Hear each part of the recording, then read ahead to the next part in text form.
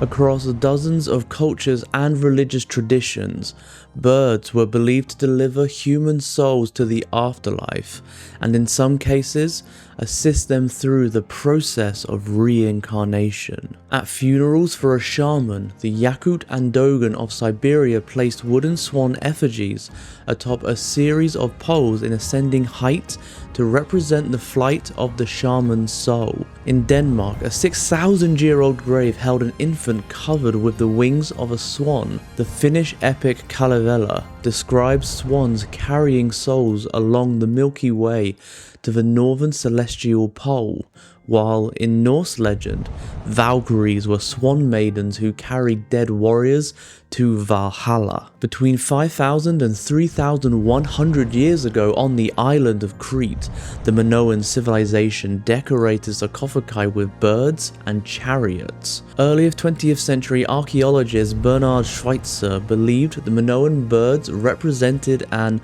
image of the soul released from the body. Between 3,600 and 3,100 years ago, birds were the dominant image on pottery buried with the dead among the Mycenaeans of Greece. Painted on a wooden Mycenaean ash chest was a huge, oversized bird accompanying two warriors to an unknown destination. In the Roman classic Metamorphoses, Ovid described ashes rising from King Memnon's funeral pyre, taking the form of birds, which flew on whirring wings, joined in noisy flight by countless sisters born from the same source. The Greek writer Pausanias describes swans singing the soul of a king to the heavens. When Poseidon's son Cucnus was killed in the Trojan War, the gods turned him into a swan. In ancient Egypt, the goddess Isis and her sister Nephthys took the form of raptors to fly to their murdered brother Osiris, finding him dismembered.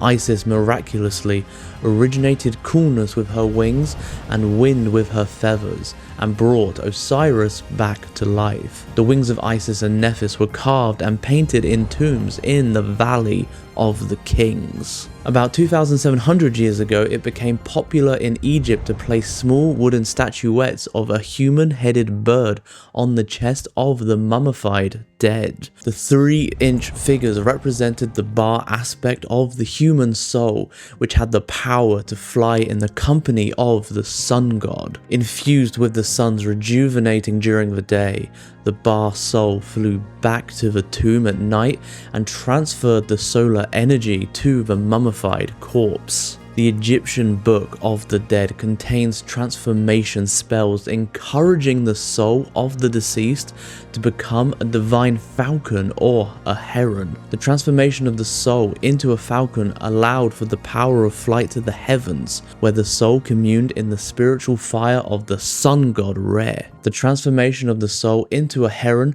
gave it the qualities of a nurturing mother laying eggs and hatching new life. The towers of the temple at Angkor Wat in Cambodia represent the mythical Mount Meru, where Hindu souls are reincarnated. On the walls of the temple are painted the mythical Garuda bird, who discusses the metaphysics of reincarnation in the Sanskrit text Garuda Purana. In Shanghai, archaeologists excavated more than 2,000 spirit jars dominated by bird imagery and dated to between 1,700 and 1,900 years ago, each with a unique design. While there are no texts to explain the jar's function, most scholars believe they were made to contain the souls of the dead.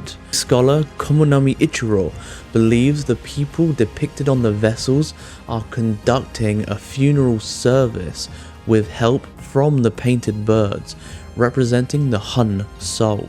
In North America, Native American tribes built burial mounds and held sacred ceremonies in which birds played a role in conveying souls to heaven. Cremated human remains were found inside the Rock Eagle effigy mound in Putnam County, Georgia, where thousands of quartz stones were arranged in the shape of a raptor, measuring 120 feet from head to tail. Another bird effigy mound known as Rockhawk is 13 miles to the southeast. At the Native American city of Kakkoya in southern Illinois, some of the 270 people buried in Mound 72 were wrapped in beaded blankets patterned in the shape of a bird, including a bird head placed near heads of the deceased. The burial of birds and bird artifacts with human remains may have been intended to infuse the soul of the deceased with the power of flight through the afterlife. In South Carolina, Native Americans buried a soapstone human-like figurine with wings and a human head in the Chunga Mound, which contained the remains of 30 people. The site showed signs of human habitation dating back 8,000 years. At Shapiro Mound in eastern Oklahoma, one of the most common artifacts found with human burials was a small but detailed birdman made from copper. In Georgia, the Etowah Indian mounds contained copper plates showing birdman falcon dancers. The flight of souls was a concept shared across continents and cultures, but the oldest practice was known as the sky burial, in which vultures consumed humans and flew the soul to heaven. At Çatalhöyük in eastern Turkey, a 9,000-year-old mural shows two vultures pecking at a human head, which was once widely believed to be the seat of the soul. At nearby Göbekli Tepe, a megalith dating back 11,500 years, a carving shows a headless man holding onto a bird that appears to be a vulture. Above that carving is another showing a vulture holding the man's head in its wings. In 2014, an archaeological team concluded that villagers in the area had taken the heads of relatives from their graves only to return them sometime later. It's possible that people brought the heads of the dead to Göbekli Tepe so vultures would peck out the brain/soul and carry it away to the heavens. Across millennia and continents, birds have served as messengers, guardians, and psychopomp's silent winged companions, guiding souls through death and beyond. From the swan-carved poles of Siberian shamans to the raptor goddesses of Egypt, from the copper bird men of Native America to the sky burials of ancient Anatolia, each culture saw in birds not only the miracle of flight but the metaphor of transcendence. Whether carrying souls to celestial poles, ferrying them across cosmic rivers, or embodying the soul itself, birds remind us of a universal yearning to rise, to be lifted, and to return to the sky from which perhaps we came.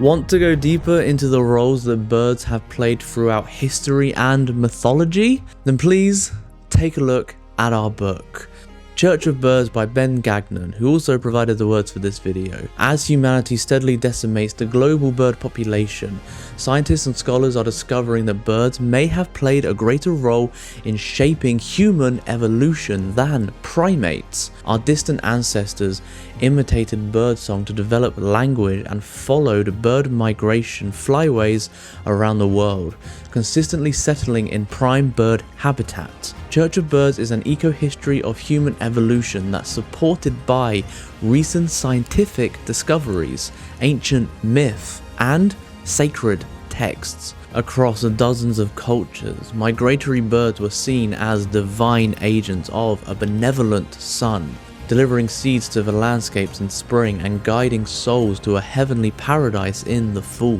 These mythic roles were ultimately incorporated into Judaism, Christianity, and Islam. It's available right now from Moonbooks Publishing. Thank you so much for watching. To gain early access to videos just like this one and the Pagan Portal podcast, please consider becoming a member. Subscribe for weekly pagan and mythology deep dives, ring the bell for notifications of when we post, and we will see you next time.